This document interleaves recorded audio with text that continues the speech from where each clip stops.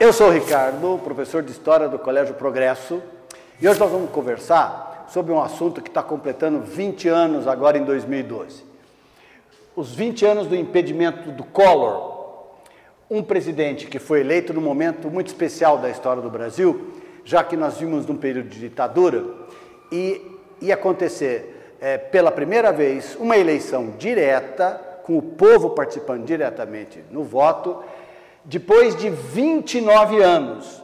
Para vocês terem uma ideia, o último presidente eleito pelo voto direto tinha sido Jânio Quadros em 1960. Depois veio a renúncia, o João Goulart foi derrubado no golpe militar de 64, aí todos os generais da ditadura, veio José Sarney eleito pelo voto indireto, e só então tivemos uma eleição onde o povo ia participar, ou participou diretamente.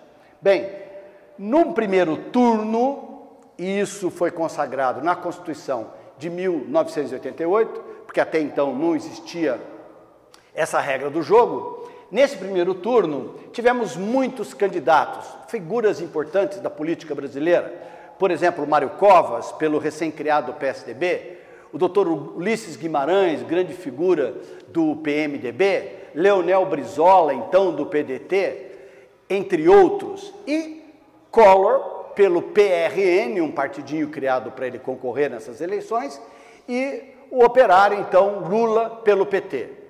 Tivemos, então, um primeiro turno e chegaram, como vencedores desse primeiro turno, para o segundo turno, o Collor e o Lula. Duas figuras diametralmente opostas, ideologicamente opostas, ainda num certo resquício da Guerra Fria. O Collor venceu trazendo assim com ele uma grande esperança do povo brasileiro, com suas promessas, as velhas promessas de combater a corrupção. Gente, combater a corrupção é uma história muito antiga no processo eleitoral brasileiro. Veja como isso rende até hoje. O Collor veio com a ideia de que ele iria combater essa corrupção como promessa do primeiro turno, vencer no segundo turno. As promessas do Collor, pelo menos as duas mais importantes, foram acabar com a corrupção e acabar com a inflação. Claro que ele não acabou nem com uma coisa, nem com outra, com a corrupção muito menos. E com a inflação, ele tentou acabar com um único tiro, como ele dizia. E foi um dos planos mais malucos da história recente do Brasil. Esse plano Collor significava o seguinte: um bloqueio das contas correntes e da conta poupança por 18 meses das pessoas que tinham mais de 50 mil cruzeiros nessas contas, o que era uma quantia irrisória. E esse dinheiro seria devolvido ao longo dos 12 meses seguintes, em 12 vezes, nos 18 meses seguintes, no ano e meio seguinte. Claro que depois que esse dinheiro começou a ser devolvido, a inflação voltou com tudo. Então, o governo dele, que alcançou uma popularidade razoável, despencou. E aí é que vem o problema. O Collor de Mello foi eleito sem uma base eleitoral dentro do Congresso Nacional. E isso vai ser decisivo para o desfecho do governo dele, que é o seguinte. Começaram a surgir na imprensa notícias de corrupção dentro do governo. Isso se agravou quando, em abril de 1992, o irmão dele, Pedro Collor, vai para a imprensa e denuncia o esquema que ficou conhecido na época como esquema PC Farias. Paulo César Farias era um amigo pessoal do Collor e tesoureiro de campanha. Tesoureiro de campanha é um perigo.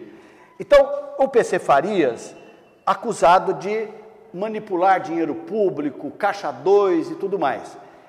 Resultado: o Congresso Nacional se reúne e forma-se uma CPI contra o governo Collor. Essa CPI vai adiante, Collor vai parar na CPI e, em setembro de 1992, lembrando o que eu já disse anteriormente, Collor tinha um pequeno partido chamado PRN, que não tinha significado nenhum, e os grandes partidos não estavam com ele. Presidente no Brasil, pelo sistema eleitoral atual, pelo sistema político, etc., não governa sem uma base de apoio. Por exemplo, é um problema no governo Dilma, manter uma base de apoio tão heterogênea. O Collor não tinha isso, assim como o Jânio não teve em 60 e renunciou. O Collor, sem essa base, foi afastado do poder em 1992. Então, esse episódio que está completando agora 20 anos, em 2012, ele é muito simbólico da volta da nossa democracia, ainda muito frágil, ainda num processo de reconstrução, mas já foi uma boa lição de como as coisas não deveriam ter sido feitas. Em seguida, assume o vice Itamar Franco, que mais adiante um pouco vai chamar para ministro da Fazenda o Fernando Henrique e que vai então, ainda como ministro, começar a implantar o Plano Real, que aí vieram as consequências disso, que numa próxima oportunidade a gente vai conversar. Tchau, obrigado.